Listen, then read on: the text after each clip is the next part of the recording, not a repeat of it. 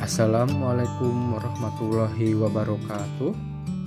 Perkenalkan, saya Rudi Rudiansa, calon guru penggerak Angkatan 9 dari SDN Candrajaya 1, Kabupaten Majalengka. Pada kesempatan kali ini, saya akan memaparkan demonstrasi konseptual pemikiran Ki Hajar Dewantara mengenai pendidikan yang berpihak pada murid. Menurut Ki Hajar Dewantara, tujuan pendidikan adalah menuntun segenap kekuatan kodrat yang ada pada anak, baik sebagai individu maupun sebagai anggota masyarakat, agar dapat mencapai keselamatan dan kebahagiaan yang setinggi-tingginya. Pemikiran Ki Hajar Dewantara mengenai pendidikan dan pengajaran adalah kodrat keadaan, yakni kodrat alam dan kodrat zaman. Kodrat alam adalah pendidikan sesuai dengan lingkungan tempat tinggal dan kearifan lokal peserta didik, yang mana kodrat alam ini terkait dengan lingkungan anak berada. Sedangkan kodrat zaman adalah pendidikan sesuai perspektif global dan perubahan dari waktu ke waktu. Pada pemikiran ini, KHD mengingatkan pendidik bahwasanya pendidikan anak sejatinya disesuaikan dengan kodrat diri anak dan kodrat zaman. Jika kita melihat kodrat zaman saat ini, tentunya kita dapat melihat bahwa kita berada pada era pendidikan global yang menekankan keterampilan abad 21 dengan melihat kodrat anak sesungguhnya.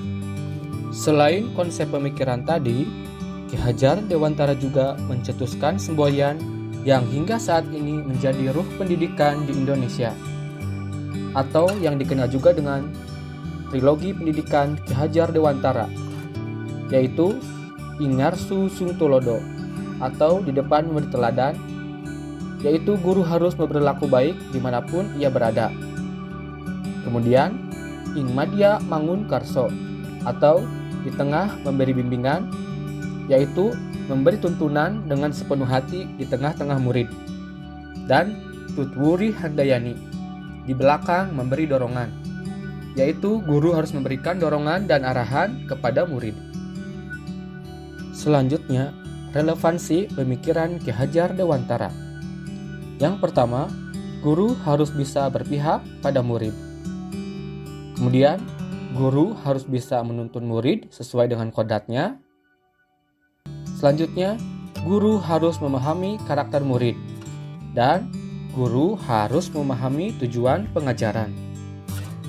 Jika kita menerapkan pemikiran Ki Hajar Dewantara tadi, maka anak akan memiliki kemampuan di bidang pengetahuan atau intelektual dan memiliki budi pekerti yang luhur. Pemikiran filosofis Ki Hajar Dewantara dapat diibaratkan sebagai sistem tata surya, di mana murid digambarkan sebagai planet yang mengorbit pada matahari dalam garisnya masing-masing. Setiap planet berevolusi dengan kecepatan yang berbeda-beda, namun tak pernah berhenti bergerak. Menerapkan pemikiran Ki Hajar Dewantara secara konseptual akan membantu mengarahkan sistem pendidikan ke arah yang lebih berkeadilan dan berfokus pada pengembangan murid yang sesuai dengan tuntutan dan perkembangan zaman, sehingga terbentuk profil pelajar Pancasila, yaitu beriman, bertakwa kepada Tuhan Yang Maha Esa dan berakhlak mulia, berkebenekaan global, bergotong royong, kreatif, bernalar kritis, dan mandiri. Berikut adalah beberapa contoh penerapan pemikiran Ki Hajar Dewantara di sekolah. Yang pertama, pembiasaan 5S, yakni senyum, sapa, salam, sopan, dan santun, yaitu untuk menumbuhkan budi pekerti siswa. Dan kegiatan pembiasaan pelaksanaan upacara bendera sebagai bentuk cinta tanah air. Selanjutnya, kegiatan keagamaan seperti memperingati hari-hari besar Islam dan melaksanakan pembiasaan sholat duha untuk menumbuhkan keimanan dan ketakwaan siswa.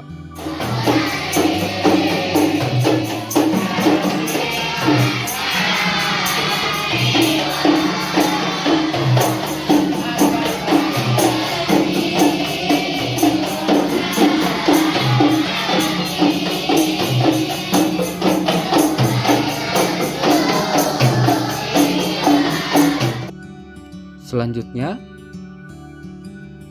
kegiatan pembelajaran dengan menggunakan metode pembelajaran yang bervariasi yang memanfaatkan media teknologi dan lingkungan sebagai sumber belajar. I used to rule the world. Seas would rise when I gave the word. Now in the morning I sleep alone. Sweep the streets I used to own.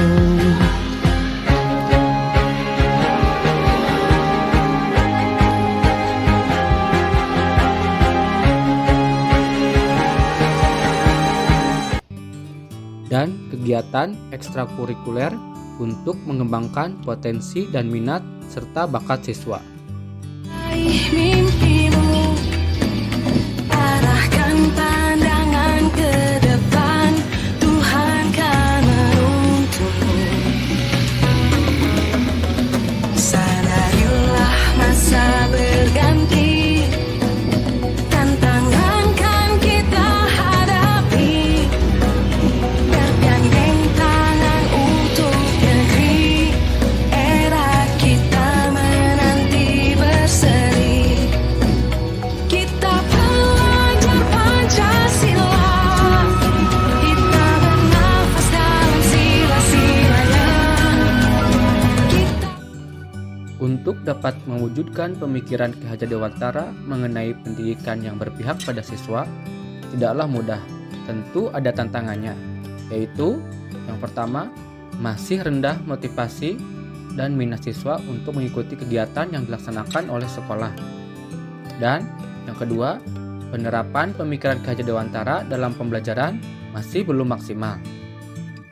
Tantangan tersebut tentu saja harus ada solusinya agar tercipta pendidikan yang berpihak pada murid, yaitu yang pertama, sebagai guru, kita tidak boleh bosan memberikan motivasi dan teladan kepada siswa. Yang kedua, menggunakan model pembelajaran yang bervariatif agar lebih menyenangkan.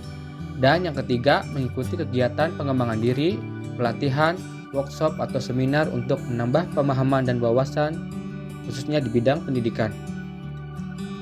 Terima kasih. Salam dan bahagia, salam guru penggerak. Assalamualaikum warahmatullahi wabarakatuh.